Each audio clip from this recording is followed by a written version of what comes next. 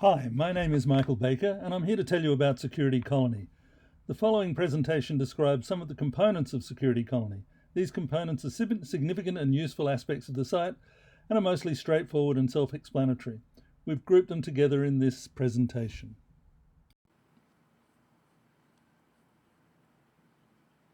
We're describing the following components: the dashboard, the breach monitor, the Ask a Consultant component, the video library, and the incident response page. Once you log in, the first point of contact with the portal is the My Dashboard page. Here you will see a lot of very useful information to keep you up to date on your Security Colony subscription. First, your login name is at the top right corner. Here you can set your preferences, subscribe and enhance the capability of your subscription, and set up your colleagues on the system. The recent questions that have been submitted to the Ask a Consultant component are shown, and the ability to ask a question of your own of our consultants. The list of the latest documents that have been uploaded come often, as these change regularly. You will also see a summary of the various components of the Security Colony portal, so you can have all the important information in one place. Each hour or so, our systems go out onto the internet and scrape the latest information on sites like Pastebin. Malicious actors often warehouse the data they've stolen in these places in order to help them avoid being tracked down. The Breach Monitor page allows you to set up stored searches that will run every night against the data that we collect. Most of our subscribers will set up the Breach Monitor with their domain and any other sort of unique identifiers for the organisation or key people or systems or key products in the organisation. Once your search terms are set up, we'll send an email notification to you if any matches have been found. These are listed on this Breach Monitor page, allowing you to then view all of those matches and deal with them as you need to. While they can sometimes be an indicator of compromise in your organisation, often some other organisation has been compromised, losing information about their partners and customers, including you. This is a copy of the email that will come out once the match has been identified. I mentioned the Ask a Consultant component at the start. You can see that people regularly ask a range of interesting questions. We endeavour to respond to these questions as quickly as we can. We try to respond to all questions, and up to now we certainly have done that. The questions are quite varied in nature, covering everything from how you identify a user when they're calling up the help desk for a password reset, through to file sharing, media encryption, cyber insurance, and different options for two-factor authentication. Generally, they're pretty quick questions, so if you think a question is going to take us less than half an hour to answer, then you may as well post it here. You can either post these questions anonymously or have your name associated with it, and we'll respond as quickly as we can. And it can really help accelerate your security program without having to engage a consultant to work through these simple questions.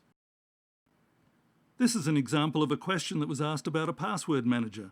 We then spoke to our consultants to generate an answer that all agreed with, and recommendations based on our experience with the various password managers. The important point is that you know where these answers are coming from, and you don't have to sort through random information you might find on the internet. If your questions are a little more sensitive, subscribers can then send their question through the private forum. That way the conversation is just between you and our consultants. In the videos component, you'll find a range of videos, including this one, we've produced for educational purposes. They're certainly pragmatic and down to earth, so I recommend that you take a look at them. The incident response page is static content describing the incident response process. This page is for those unfortunate enough to find themselves in an incident without a procedure to follow. The best place to gather a comprehensive set of incident response documents and procedures is the resource library. There's a lot of material about incident response there, and in fact there's a zip file package with a range of incident response documents included. If you're having an actual incident, you're welcome to call us, and we'd be happy to jump on it with you. That said, if you're looking for somewhere to start during an incident, this page is a pretty good place to find a process. And please, use the help screen. This is something you should not overlook because it has a lot of good information on how to get the most from your subscription. It also explains in detail each of the components of Security Colony. Additionally, it has some suggestions for improving your security program. The resource library is the heart of the portal. Here you will find hundreds of documents that can help you improve your security standing. All of the documents are real documents developed for real companies that paid real money for the work. These are not theoretical documents. The companies we did the work for here have given us permission to de-identify the documents and post them on the portal so that everyone can share in the work that was done. When you come to the resource library, you will notice the latest documents uploaded are shown first. So looking in regularly will ensure you see the new documents as they arrive. Along with each document name, a short description of the document is shown to help you understand more about what is in the document. On the right side of the screen, you'll see a filter capability.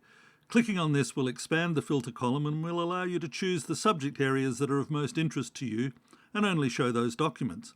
It's a useful tool for quickly getting to the documents you need. Be careful, though, to ensure that you clear the filters before you move on.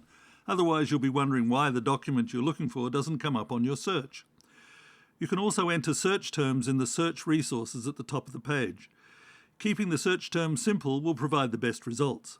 The number, complexity and content is varied in those results because there were differing requirements by the organisations we did the work for, so you have the ability to select a document that best suits your requirements.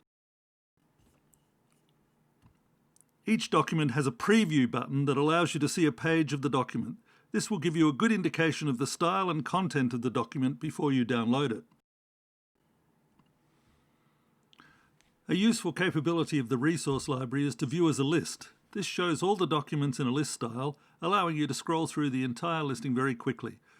You can see that among the hundreds of documents available, there are quite a few designated as free documents. Another item you'll notice on each of the document descriptions is a small country indicator. This is meant to indicate if the document is universal, North American or Australian.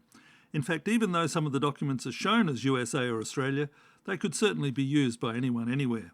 Clicking on the flag icon at the top of the page will filter the list to show only those documents with that flag associated with it.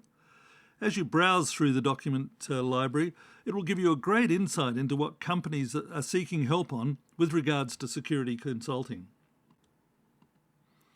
The help screen is always available to answer those nagging questions you may have. Don't forget to use it to find out more about all aspects of Security Colony. The security maturity component of the portal has become a significant resource for many organisations. It allows them to quickly and accurately discover their high-level maturity profile. With the maturity assessment, you can accurately get an indication of your maturity profile based on the NIST cybersecurity framework. While the assessment is at a high level, it'll certainly point you to those areas where you need to focus your attention in the short, medium and long term to increase your maturity level. As a subscriber, you can do this assessment multiple times. Free users can only do it once. By being able to do it many times, you have the ability to track progress through time, compile a different version for different parts of the organisation, or a combination of both. There are 48 multiple choice questions to answer, starting with an assessment of your organisation's risk profile. While everyone needs to improve their security, if your risk profile is high, that's an indication you need to be working even more diligently on your security maturity. Keep in mind as well that there is no end to improving your security. You need to be moving forward just to stand still. The first step is to assess your threat profile. The questions are relatively straightforward, and a careful reading of the answers and an informed selection will result in a more accurate assessment. The questions are not highly technical and aim to be business related. Once the threat profile is complete, the next batch of questions move on to the actual security assessment based on the NIST cybersecurity framework. These questions are also multiple choice, and again, answering carefully will result in a great assessment of your current security maturity. Once all the questions are answered, the system will calculate a risk grade and develop a set of recommendations for your specific situation. A quick look at your maturity profile will tell you which areas need immediate attention and which ones can potentially wait. Moving down the page from the maturity score, you'll find a series of recommendations based on the answers given. There is an overall recommendation and then specific recommendations for each item.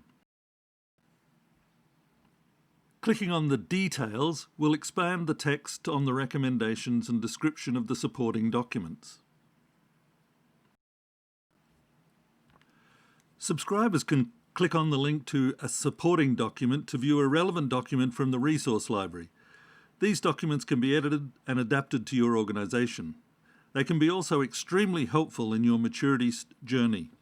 Along with that document, there's also a link in the middle to download the recommendation document with more detail on the way forward.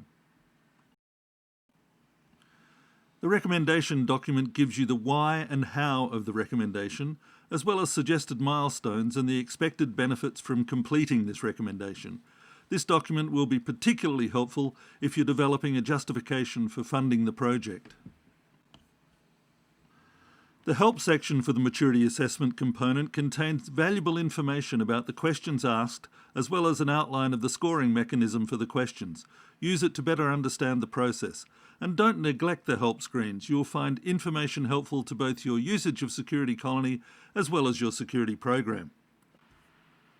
The Vendor Risk Assessment module, or VRA, has been built to provide a security score for the organisations you're interested in, either suppliers, customers, or even partners.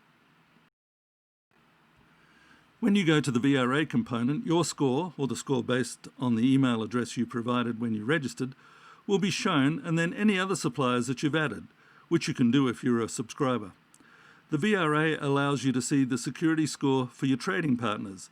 These scores can help you identify organisations that might pose a higher or lower risk to your security standing.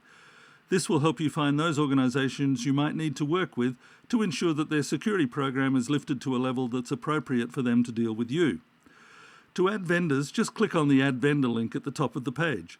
There are 10 vendor slots that are included as standard in the core subscription, but you can, through the subscription management page, add additional slots so you can make sure you include all the organisations that are important to you.